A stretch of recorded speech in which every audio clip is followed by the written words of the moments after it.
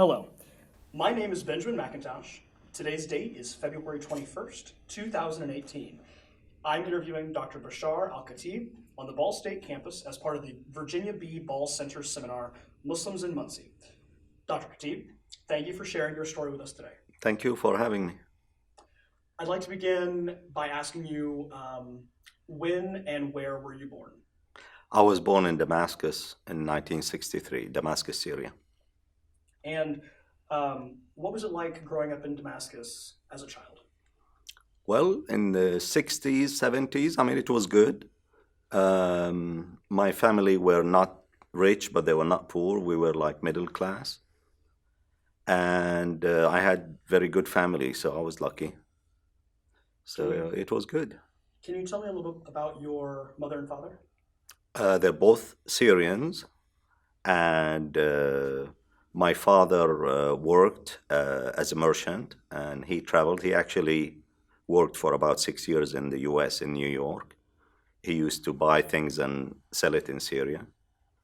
And my mother, she was a housewife. Both of them are deceased.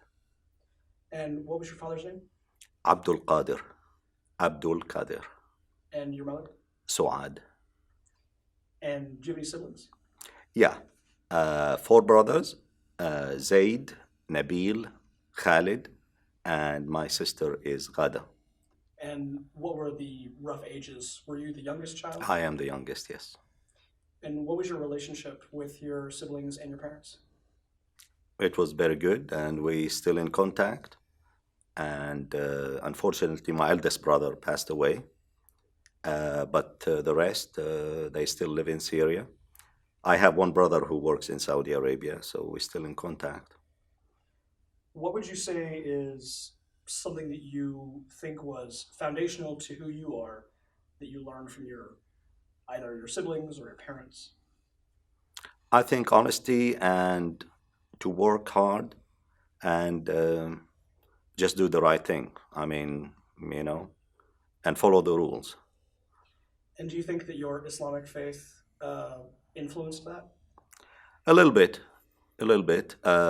My family was not, they are religious. Actually, Khatib family is a religious family. My parents were very moderate Muslims, so they didn't, pressurize us to do anything, or they always guided us, but they never told me you have to pray or you have to fast or you have, but they somehow taught us from a distance and in a very soft and nice way, I think. Was your parents' moderate Islam, was it unique to Syria at the time, or were a lot of families more moderate? Yes, and I think it's still, but like any religions, you have minorities that are extremes, and so I think the majority are moderate. You mentioned that you have a long family lineage. Can you tell me a little bit more about the Khatib family? Yeah, Khatib means the speaker in mosque. So my grandfather was the speaker of Umayyad Mosque, which is one of the earliest mosques in Islamic history. It was built in Damascus by the first Umayyad Caliph. His name was Muawiyah. And they built a dynasty that was an empire extended from Spain to India. And Damascus was the capital, so they built this mosque, and 1400 years ago. And my family, they've been doing the imam for hundreds of years. And my grandfather was the imam of that mosque. I take it your family is probably very proud to have that lineage. They do. We have a family tree, and this family tree is very interesting because it writes all the names, and then it recorded all the names of my grandfathers till we reach Al-Hassan, who is the grandson of the Prophet. And do you still have family in Syria? Yeah, all of them. How have they been affected by the war? Luckily, we nobody died, but a lot of property damage and a lot of hardship. Yes, a lot of hardship. But yeah, we didn't lose anybody, which is amazing. And do you still have family involved with the Umayyad Mosque? Uh, Not now, but one of them was, and I think he went with the opposition, and his name was Muaz, and I don't know which country he is in now. When you say opposition, do you mean the opposition to Assad? Yes. I want to jump back to your childhood.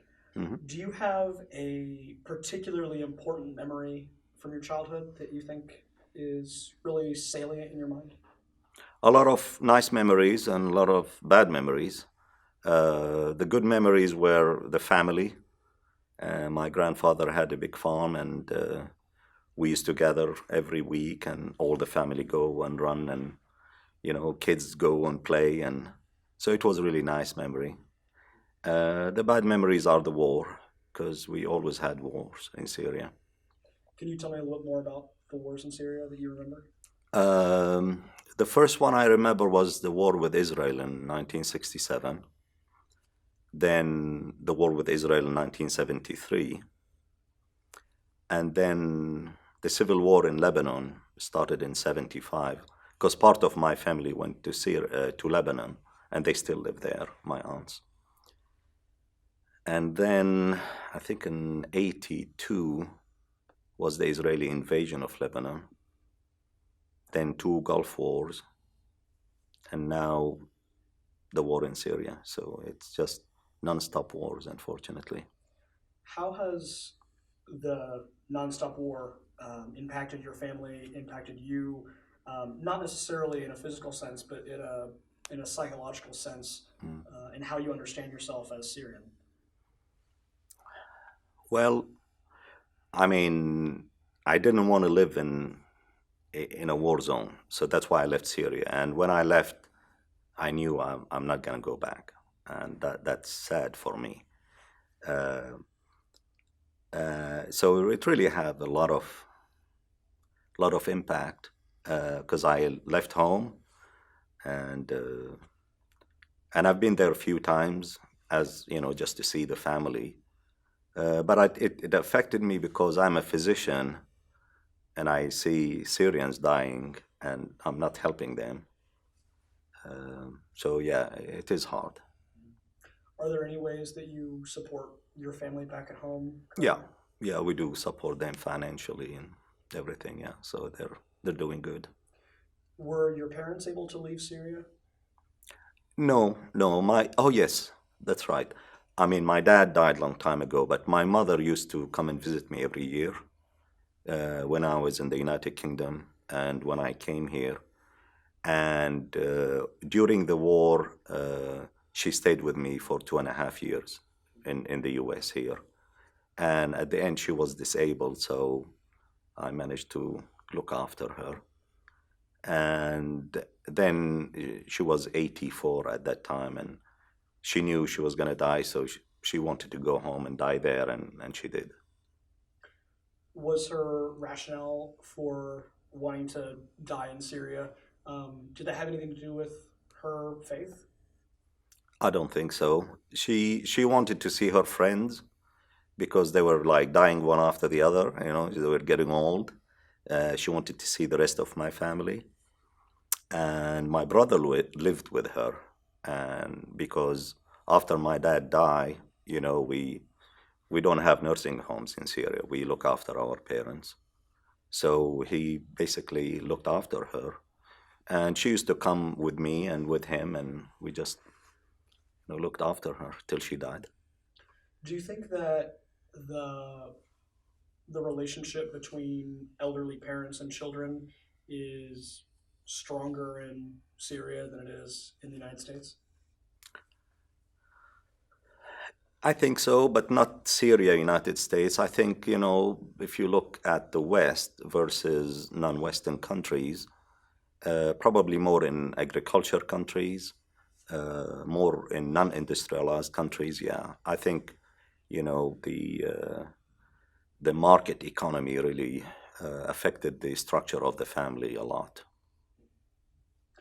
Um, regarding your siblings, did they leave Syria at any time? I have one brother who works in Saudi Arabia. He worked and went back to Syria. Then when the war started, he just ran out immediately.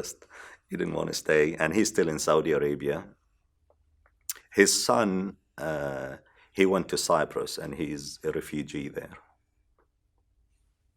What has, or rather, how has the war or the various wars in your childhood impacted how you view global politics or government?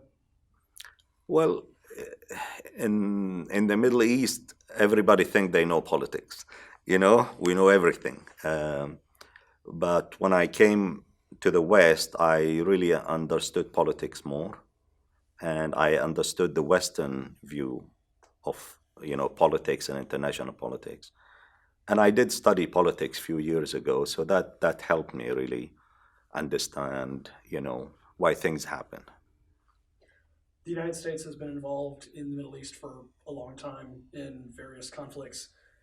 Did you have an unfavorable opinion of the United States when you were a child?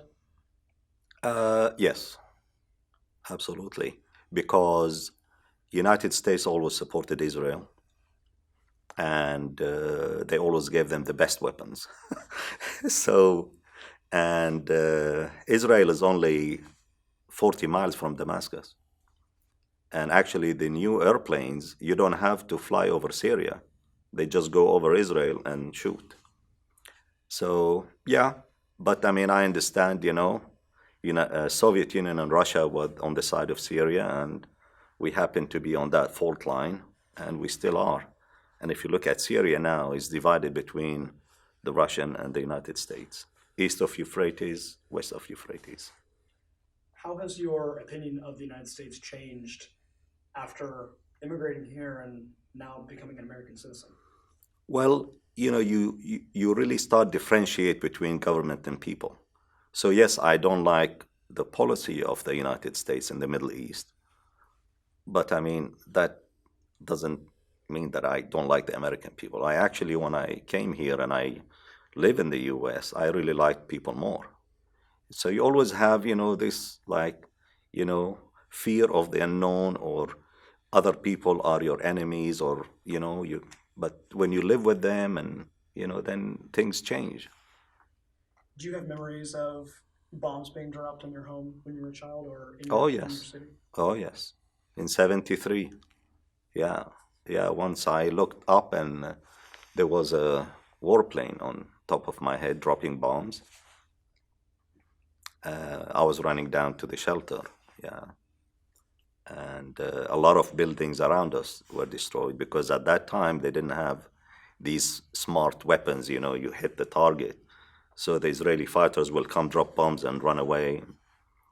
And the Russian gave us this SAM-6, I think it was, which shoot down these airplanes, which was really saved a lot of lives. But that didn't end up the wars, of course. Yeah.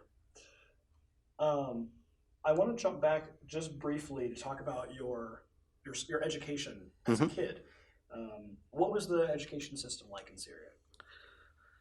It was very good because it was free to everybody, and it's all government school. But lately, I mean, 10 years ago or something, they have more private school and private universities. But I went through school and university without paying a penny, which is really good. Of course, education is not like the West. It's not the same standard. But I mean, it's still good. Did you receive religious education in like elementary school and middle school? Yes, in Syria, you have religious education from grade 1 to grade 12. And I mean, and it's compulsory. Everything is compulsory in Syria. So that's part of it, yeah. So you study religion. Could you describe for me I guess, the variety of Islam that was taught in the state schools? It was very moderate Islam, very. Um, there is Sunni and Shia, so it's more Sunni because Syria is Sunni. But it was really away from politics and teaching religion as, it's a relationship between people and God, and religion is there to make people better human, to love each other and work with each other. And it was not politicized at all, really. Yeah. So it's really, it wasn't like Saudi Arabia or Iran where they, the religion, played a lot of part in politics. You mentioned the division between Sunni and Shia. Did you have any classmates who were Shia or any neighbors Yeah. that you knew of? Yes. What was the climate around Sunni Shia relationships? Nothing really, because at that time, I mean, there was no war between Sunni and Shia, so it wasn't. And of course, we have Christians in Syria, and we have one of my best friends are Christians, so we were, religion really did not play any role at that time. As a kid or as a young teenager or young adult, and you had friends of other faiths, did you partake in any religious traditions along with them, or did they partake in any of your religious traditions? No, I mean, we, like when I was in Syria, although we have a lot of churches, I don't. No, I think I went once to a church in Ma'lula and Sednaya. Sednaya, there is a big church and a monastery. But when I came to the West, I used to go more look at the churches because they have, different architecture, especially in England. They're really beautiful. Can you tell me a little bit about your professional education? So your first experience at university. Yeah, I studied medicine in Syria, and we study in Arabic.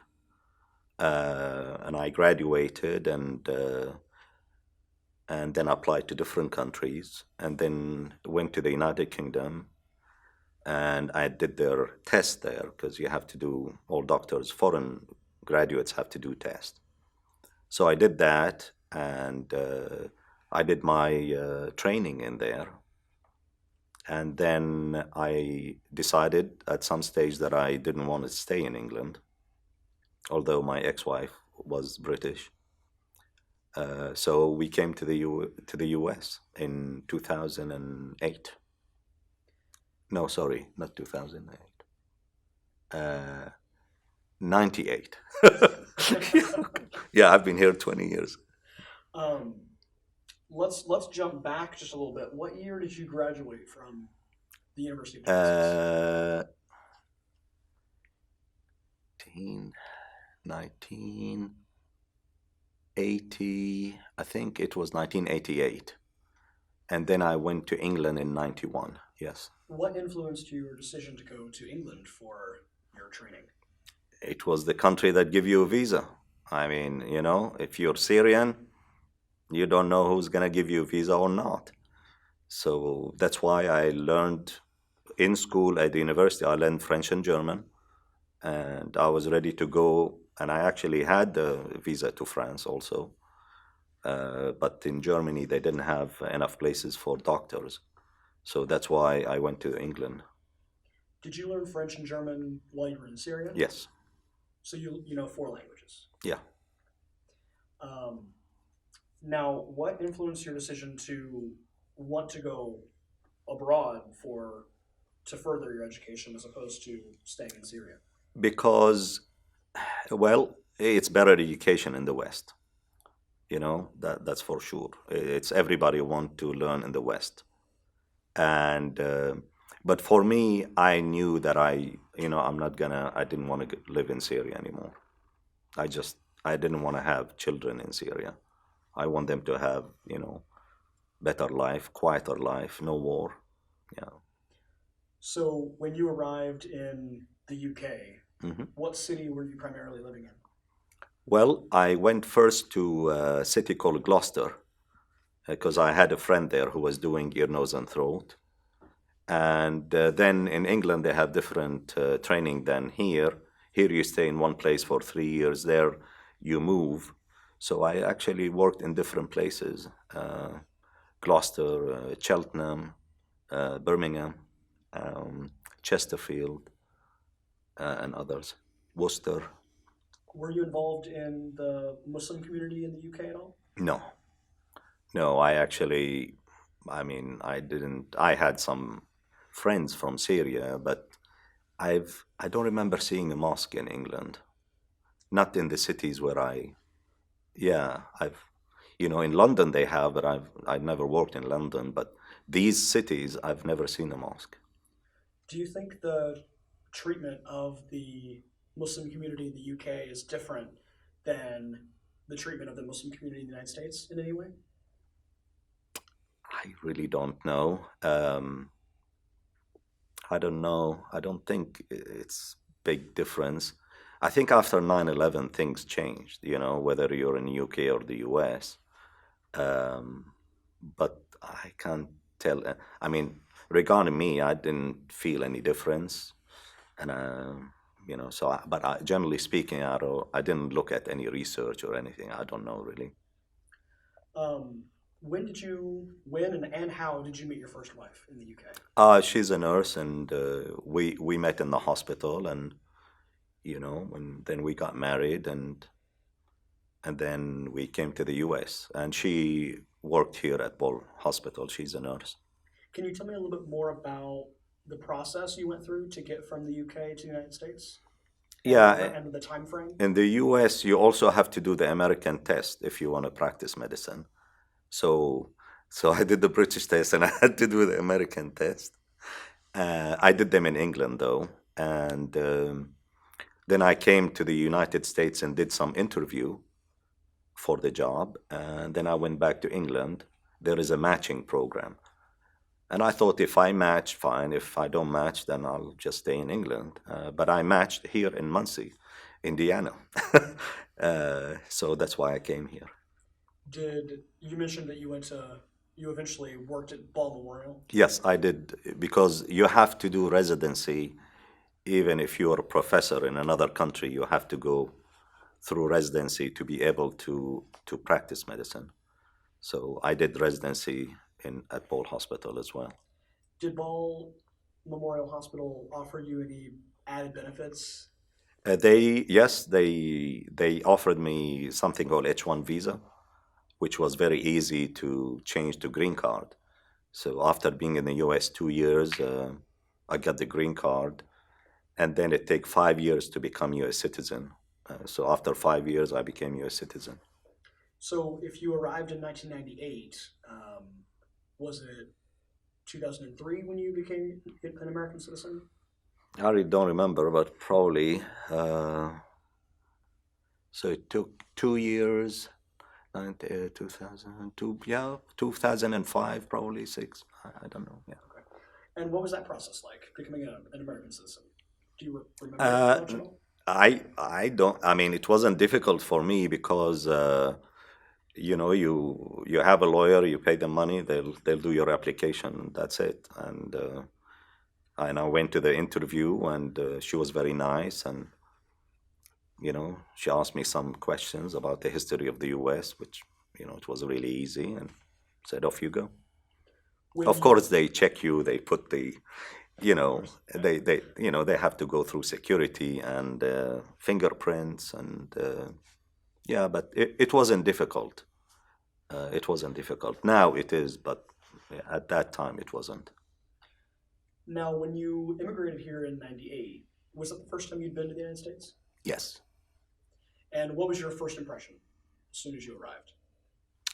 Big country. I mean, England is so small.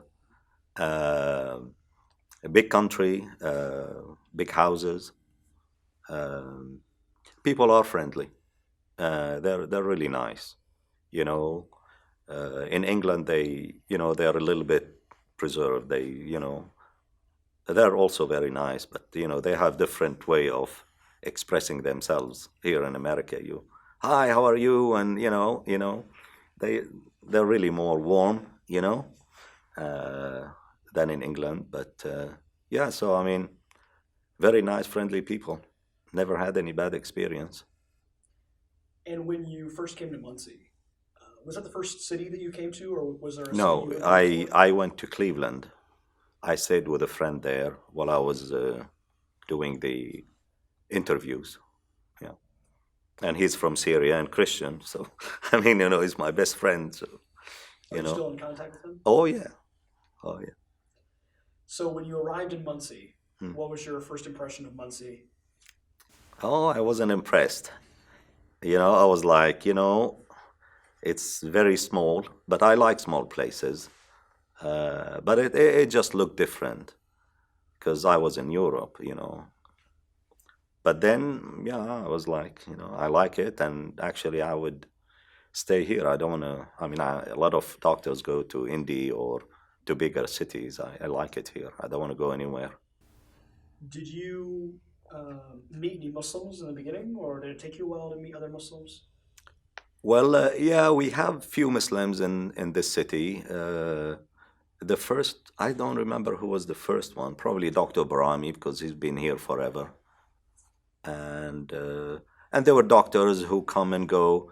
And there was another doctor from Syria, actually, Dr. Bagdash, and he's still working in Anderson and works a little bit at Paul.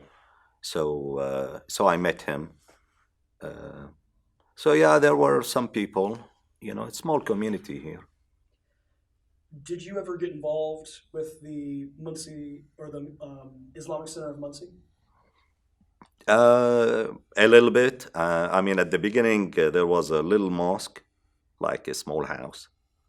And then later on, people started raising money to have a bigger place. So we helped them. And after, I don't know, probably took 10 years to raise the money to have this center now. And what was the community like when you first arrived? The Muslim community in the masjid? Small, a very small community, few families, different nationalities. So you'll have people from India, Afghanistan. There are a lot of Saudi students. There are some Egyptian, Iraqis, refugees who came after the war. So, I mean, and they come and go. Yeah, I mean, What was it like being in a masjid that was more, I guess, diverse than usual? uh, didn't matter really.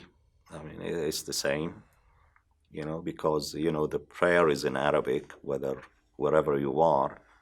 Uh, yeah, so it was the same. What would you say your involvement is in the masjid today? Not a lot, because I don't practice on regular basis. But I go there on and off. There are some meetings. They have a dinner meeting every month, so everybody go there and bring their food and we eat. So sometimes I go, sometimes I don't. Depends. Um, they have the Friday prayers, which I don't go to because I'll be at work, and they have a Sunday school that teach students Arabic. But I teach my students, my children myself. I teach them at home. And did your wife also help teach Arabic, or does she know Arabic? Your My first wife? ex, no, she didn't speak any Arabic. My current wife is Syrian, so yeah, she does. Absolutely, yeah. What was your first wife's name again?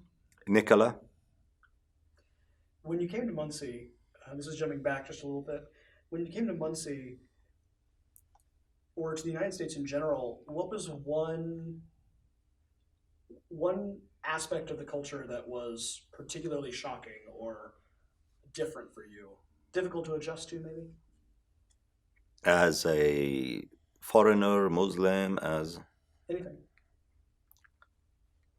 the first shock was driving, because I was driving on the left side in England, and I bought a car when we came to Cleveland, and we kept on missing the exit because we take the left lane to exit and it should be on the right. So I mean, I did that probably 10 times, And it was very cold. Oh my God, Cleveland was very cold. So that was the food was different. So we had our first Mexican meal, which was nice, you know. Yeah, but as the other shocking thing was the hospital. You see a lot of poverty, a lot of people who cannot afford medications, and they're really poor. And I didn't see that in England, so that was really shocking. Plus, uh, half of the ward that I was in has had HIV patients, and I did not have a lot of training in that because I was not exposed to these patients. So that was like a medical shock to me. Is like, hey, you need to read and to know how to deal with these people. Do you think that you've grown through your experience coming to Ball Memorial Hospital? Yeah, yeah. Ball Hospital is very nice. I mean, Muncie is a nice city. Uh, it's quiet. You don't have violence, because violence is a scary thing for people who are outside the U.S. They always see TV and they think, oh, everybody's shooting everybody, and no, you come here, it's quiet. So I like this, and it's a good place to raise kids. And your children Mhm. like it, I assume? They like it. My daughter probably doesn't a lot, so she's probably wanna go and live in a big city, but that will be their choice. Have has your family traveled back to Syria to visit Yeah, before the war, of course? yeah. I took them twice before the war. I took the kids, and they met the rest of the family. So it was really good, and took them around, show them, in Syria we have wonderful things, the old things, the beach on the Mediterranean, the castles. Yeah, they had really good time. And did your first wife ever accompany you to Syria? Yes, yeah. Um, can you tell me a little bit about your perception of the community in at the Masjid in Muncie? Was there ever any tensions between um, the native-born Americans and the immigrants? I don't think so, or not that I know of. I mean, there are only few African Americans here who were born here and are Muslims, and the rest are foreigners. But I haven't noticed any conflict at all. I mean, it's a small community. I think in other cities where there are a lot of people, you might see some conflicts. Everybody, like, the Arabs versus non-Arabs, like Indian, Pakistani, they might have different way of doing things, but not in this community. I mean, this is very small. In what way were you involved with the Muslim Student Association at Ball State, or were you at all? No, I wasn't involved. Were you aware of any tensions between the Muslim Student Association and the Islamic Center? Muslim. I really don't know. Who are the Muslim Student Association? It's a student organization that actually the Islamic Center evolved out of that organization because originally there wasn't a masjid, and Ah, the masjid then evolved. The mosque evolved out of the student association. So ah. I was just curious if you had any thoughts I on have that process. no idea. No, no. Um, so jumping forward a little bit to present day, um, in 2017, Bibi Barami was elected president of the Islamic Center of Muncie. Uh-huh. And it's fairly rare to have a woman leading an Islamic Center. Um, did you have any perceptions of the community reacting to that? Or No, no, I don't think so. And we understand in other religions also, to have a woman priest or the head of a religious community might not be accepted by other people, But for us, I actually never seen anybody complaining, uh, about that. No. Have you seen any significant changes in the Muslim community in Muncie? Well, in the last few years, there are not a lot of Saudi students because their government, they're not giving a lot of grants. There used to be like, I don't know, like 100 family or something. I don't know now how many, but yeah. And there are few families that always like lived in Muncie, and there are people who come and go. I mean, it's a very active community, but we have few and then we lose few, so it's not the same. In 2007, the new building on Hessler Road was purchased, and the old building on Ball was sold. Do you remember anything about that process, or were you involved in the decision making process at all? Yeah, I mean, I don't know about the decisions, but I mean, it took several years to come up with the money, and I did participate, but the decision what to buy and how to make it and stuff, I was not involved.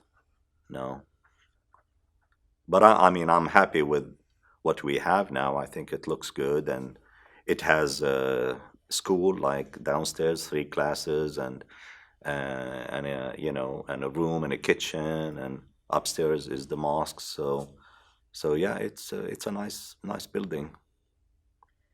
In in what year and how did you meet your current wife? Uh, well, I met her several years before because she's Syrian, and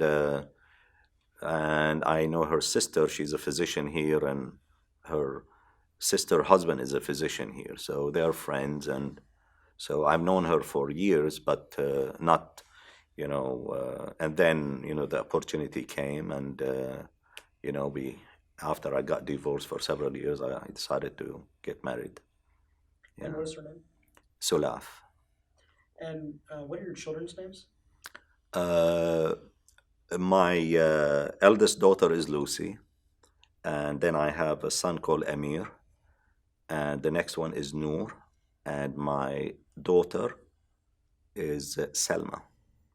And Selma is fairly young, correct? Yeah, she's 1 year old.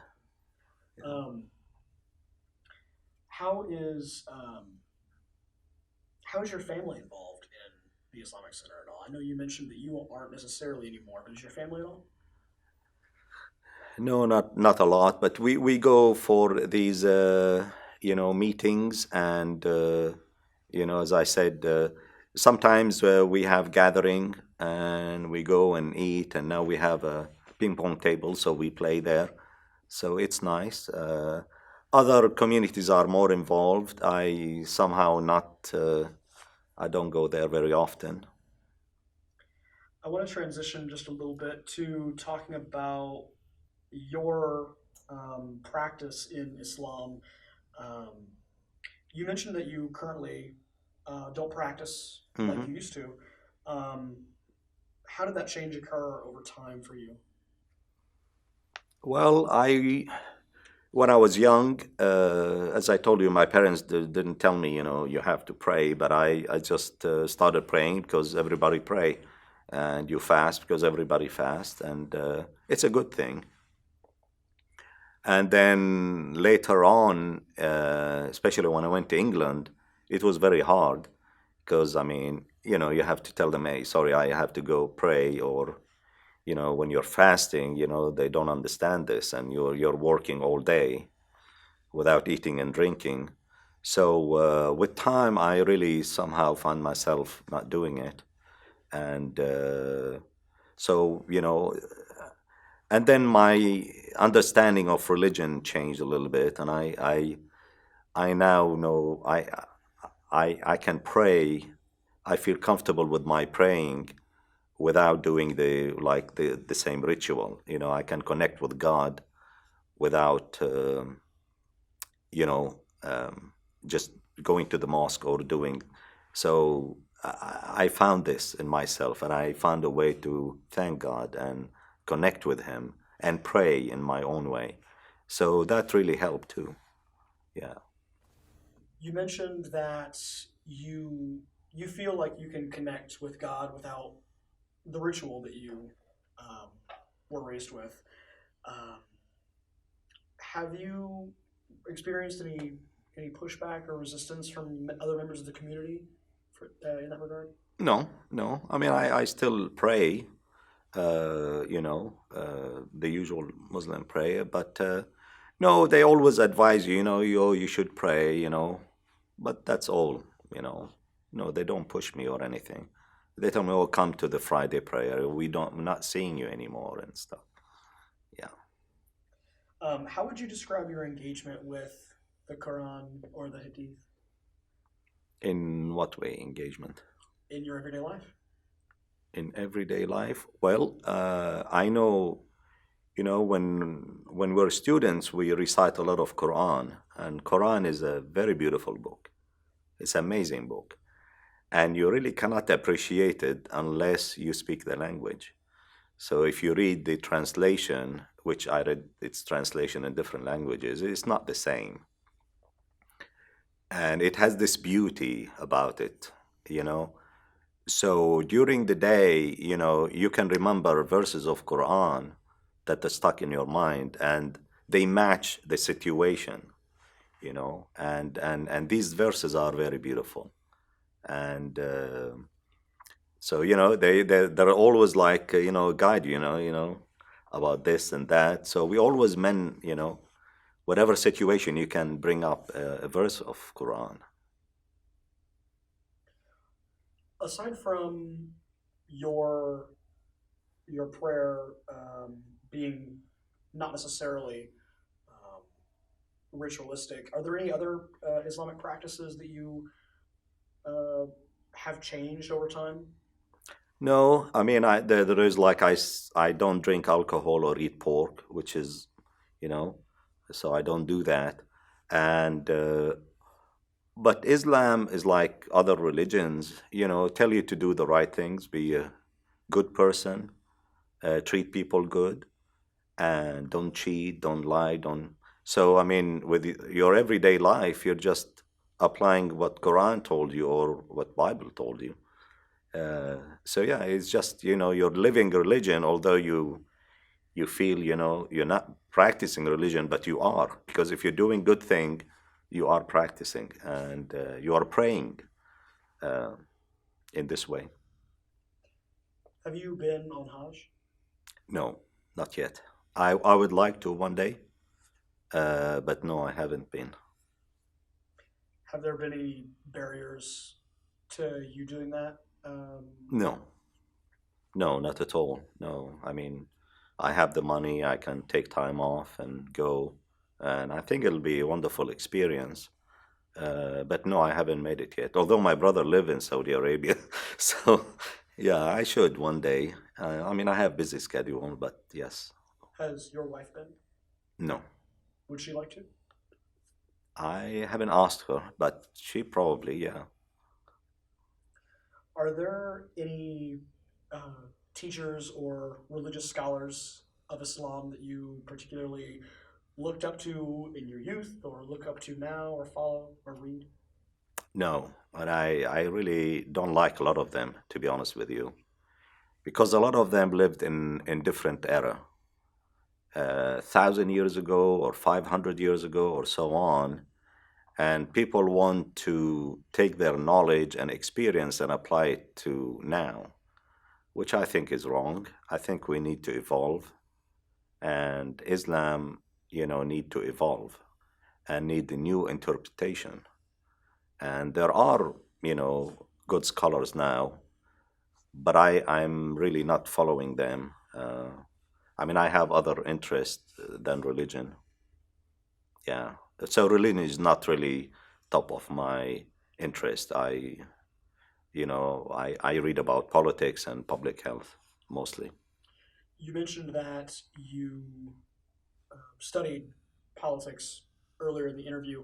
Can you tell Mm. me a little bit about your education more recently.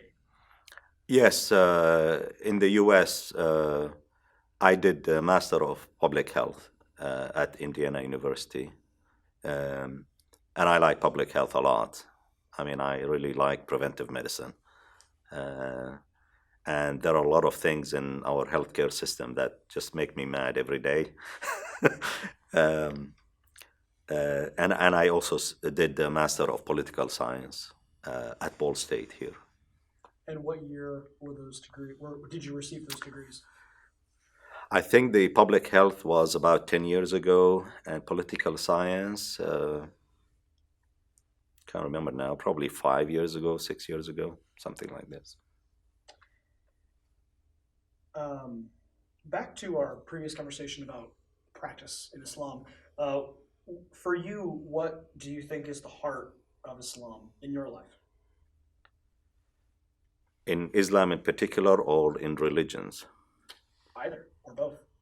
Well, I mean, I think human trying to find God and understand life and understand why we're here.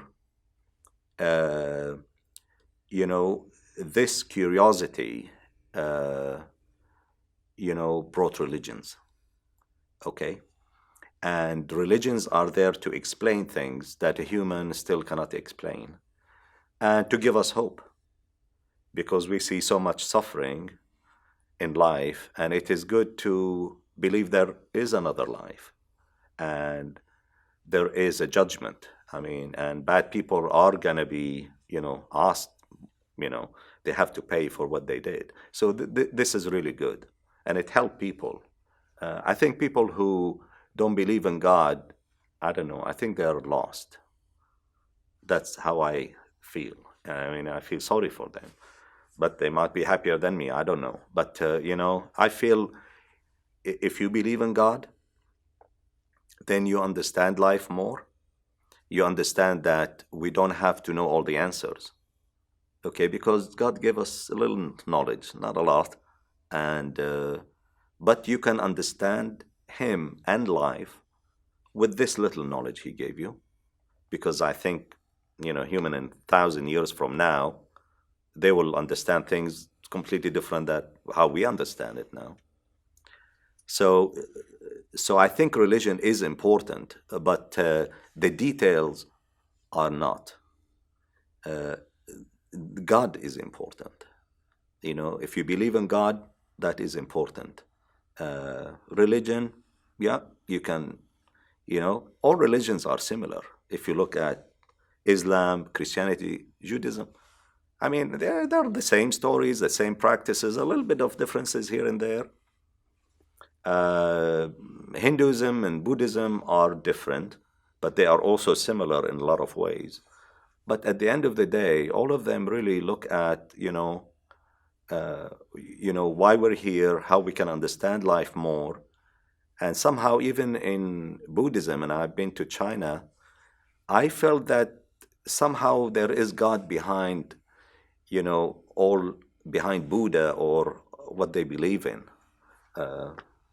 That's what I felt. People who don't believe in God, that's fine. I mean, if they're happy with that, that's fine. It's, they can think whatever they want. But I think believing in God is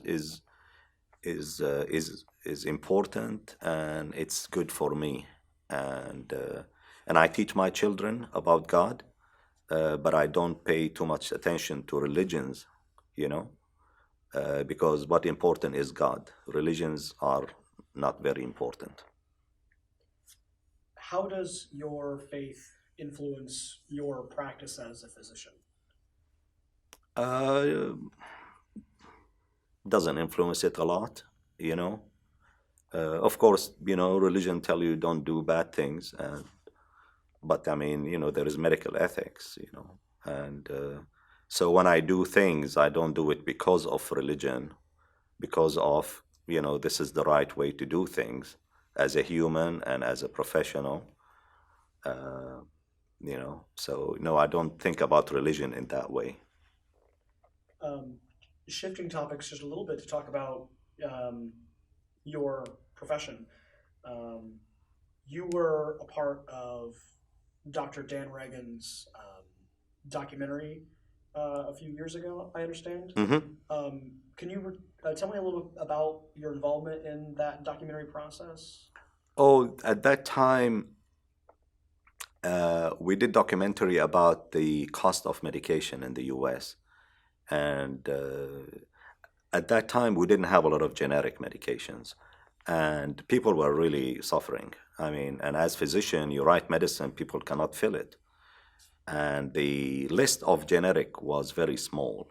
So we couldn't really maneuver. Um, so I was in a clinic, and he came up with the idea. I was doing political science at that time. So we did the documentary about people and how much, you know, just to highlight the problem with the cost. And at that time, I think the total expenditure of cost from healthcare was about 16% of the total bill. And it's now down to about 10%. So it came down.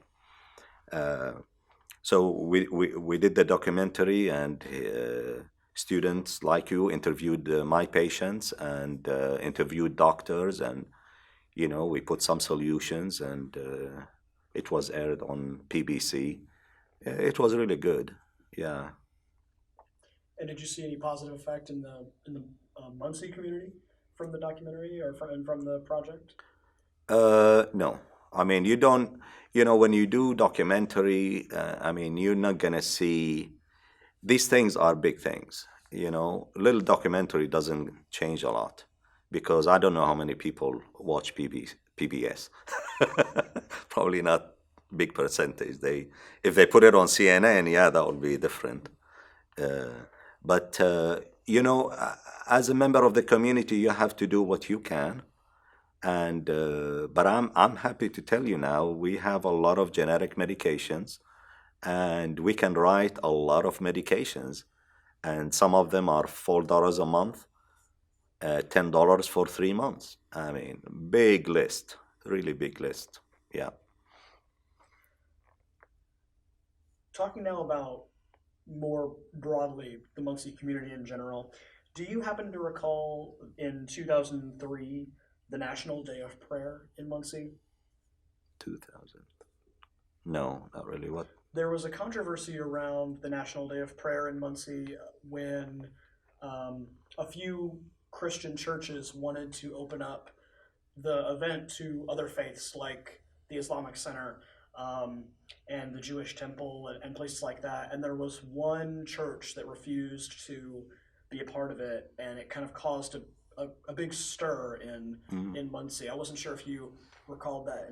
I really didn't know about it. Okay, Yeah, sorry. that's okay. But I know there is a like interfaith meeting Mhm.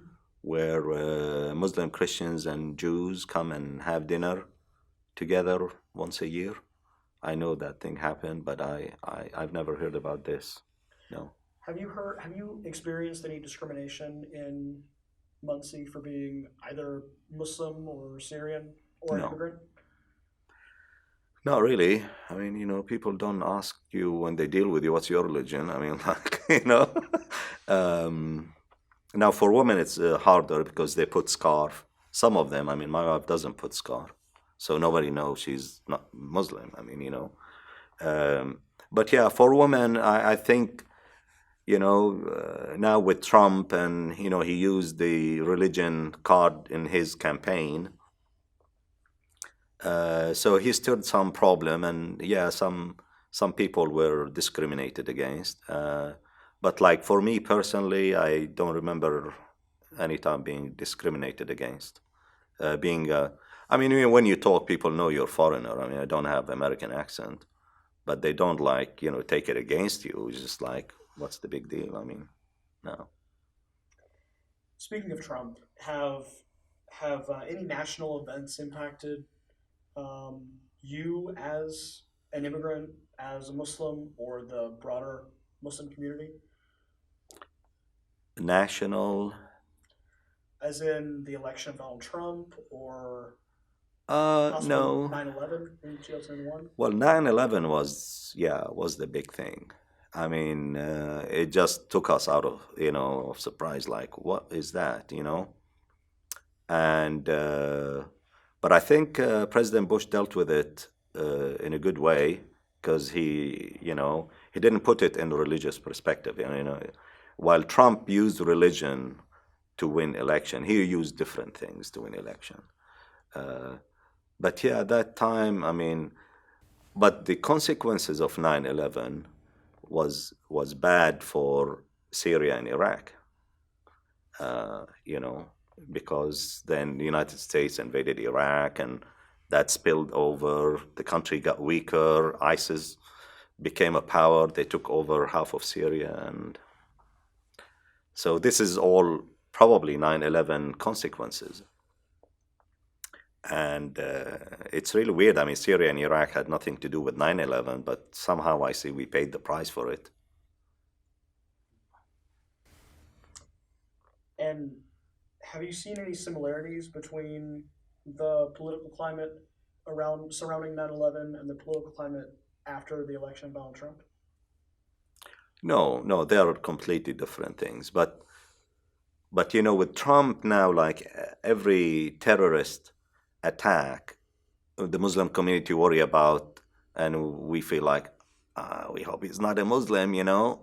We don't want problem. I mean, this shooting now. I mean, Los Angeles shooting, and I mean, the first thing you like, I hope he's not a Muslim. Turn on the TV, and when he's not a Muslim, we feel like, at least we're not gonna be blamed. And so yeah, I mean, this is stressful, but I mean, it's not bad. It's okay.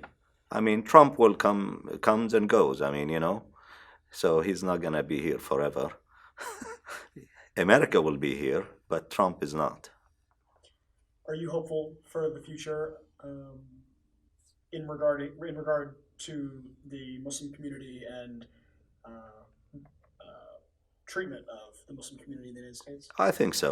I think American people are tolerant. The American people don't, religion is not a big thing for them. Yes, some of them are religious, but they are still more tolerant than a lot of other nations.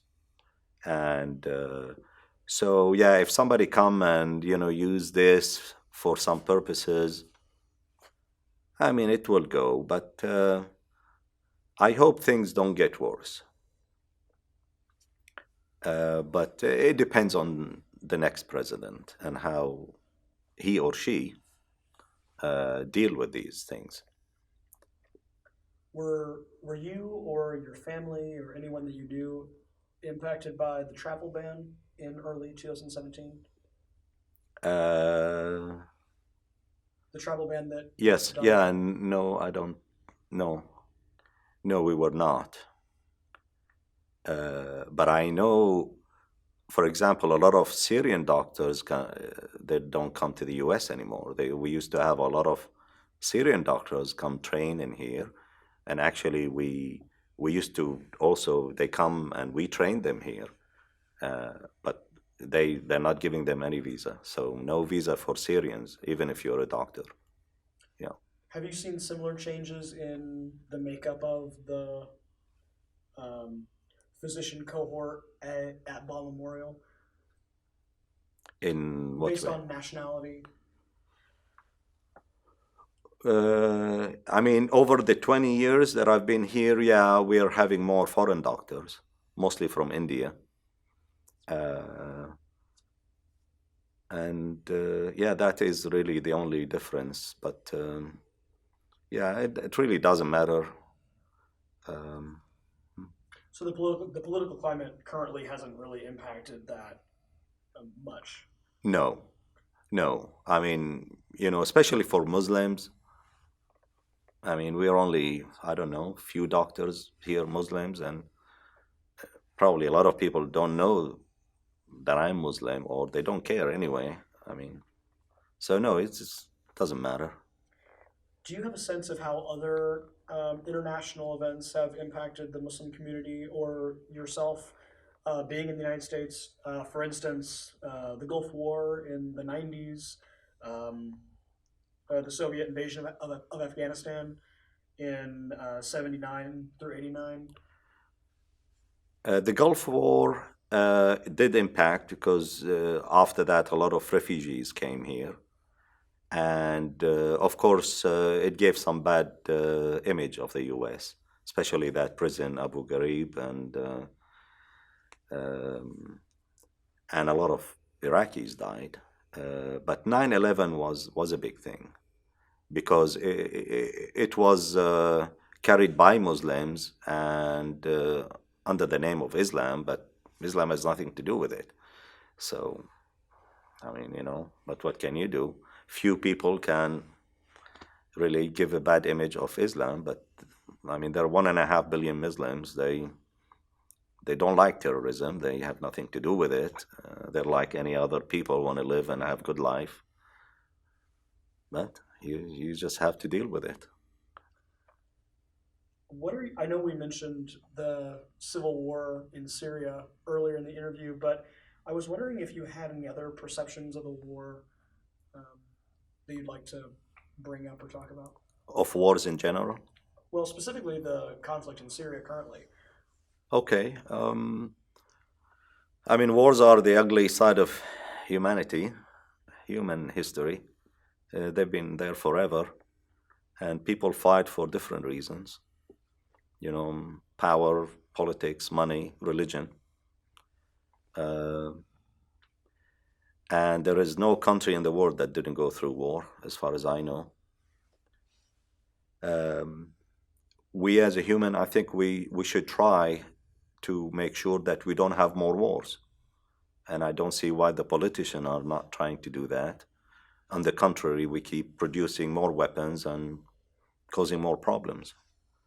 I don't believe in hard power. Soft power is better, especially for the superpower like United States. I mean, I really don't believe in hard power, sending armies and stuff. Soft power, you send, education, money, business, you'll have more friends, you don't create enemies.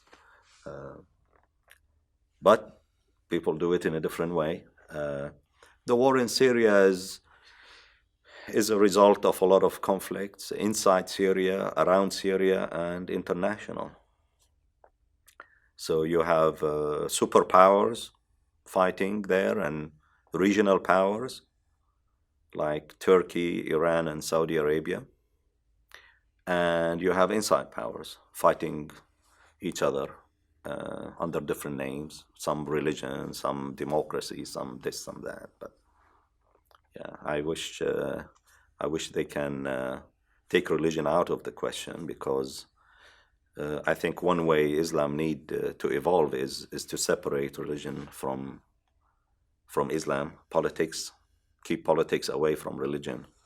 That will be the next step for Islam evolution, like it happened in Europe 200 years ago, 300 years ago. Yeah. If you mix two, it's not good. Changing topics just a little bit, I want to talk about how you yourself identify.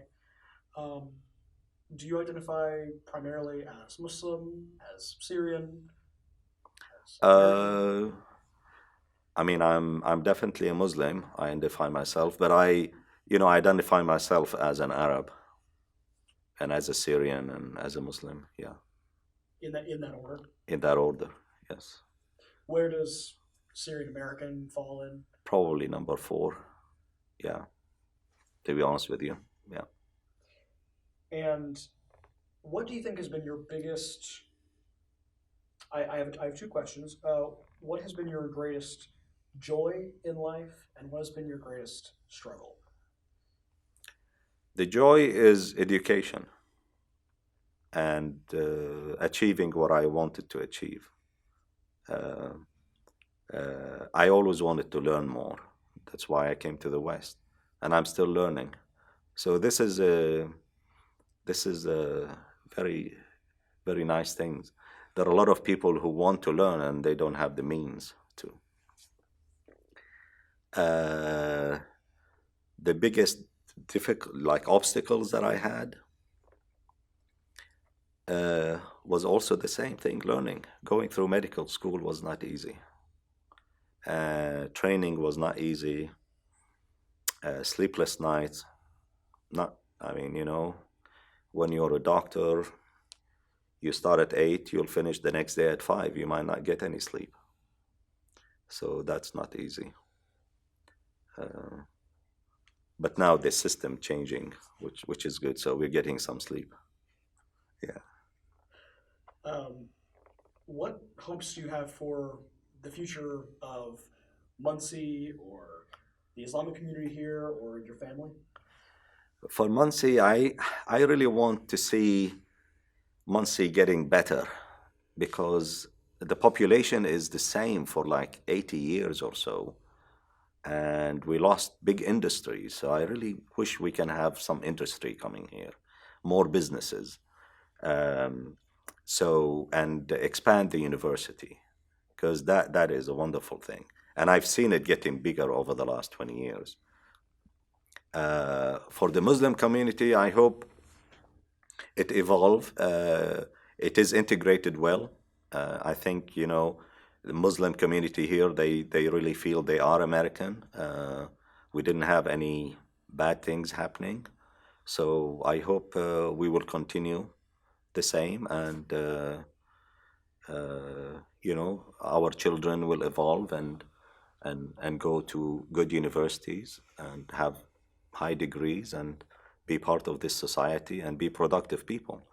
And it doesn't matter whether you're Muslim, Christian, or Jew, or Hindu. I mean, what's the big deal? If you're a good human, you're a good human. Doesn't matter.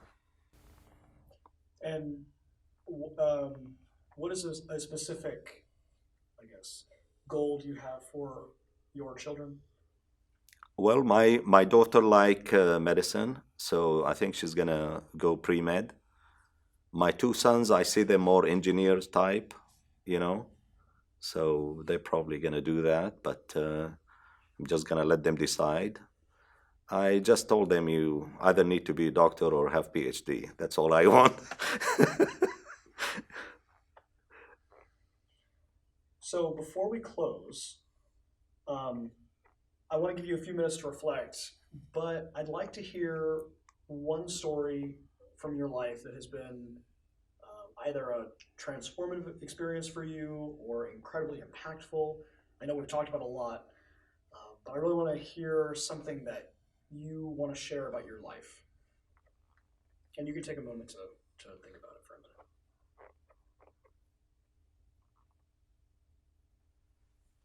I mean, what really the major things in my life was, of course, that never stopping war in the Middle East, because I cannot run away from it. It's just like, it's continuous, and I wish it can stop. I wish they have peace. I wish we have peace with Israel. I wish we just stop these wars. We have beautiful, beautiful countries, and a lot of good future. Why people need to keep fighting each other? And I wish, other countries don't interfere, or they can, as I said, do soft power, not hard power. You don't need to send armies and, supply rebels and turn that government. But I have hope. I have hope. And I hope my children, will have good future, but they also have connection with the Middle East, with Syria. And I am just waiting for the war to stop so I can take them back and let them see the rest of the family and show them around. It's a beautiful country. And it has all the history of early humans. Civilization started there 8,000 years ago. And it's good for them to see it.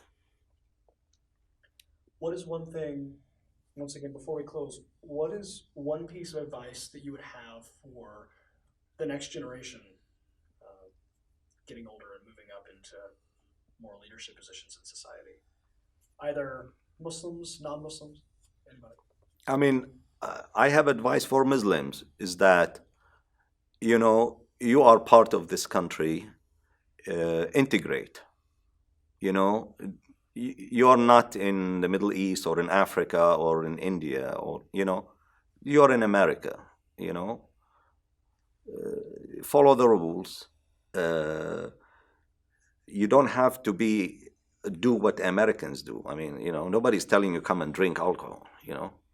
But if you work hard, you follow the rules, you follow the law, you'll prosper. You'll do fine. Nobody's gonna bother you, and your kids will have a great future. They'll go to the best universities, and they will have nice and peaceful life. I mean, that's what I've seen in this country, and I think it's real. I mean, this country is big. It has opportunities for everybody, and you just need to work hard and just don't live don't live in fear. Just go out, meet people, let them know who you are, and you will find that everything will go fine. Well, thank you, Dr. Khatib. On behalf of the Virginia B. Ball Center Seminar Muslims in Muncie, I want to thank you for sharing your Thank you. story with us today. Thank you very much for having me. Thank you.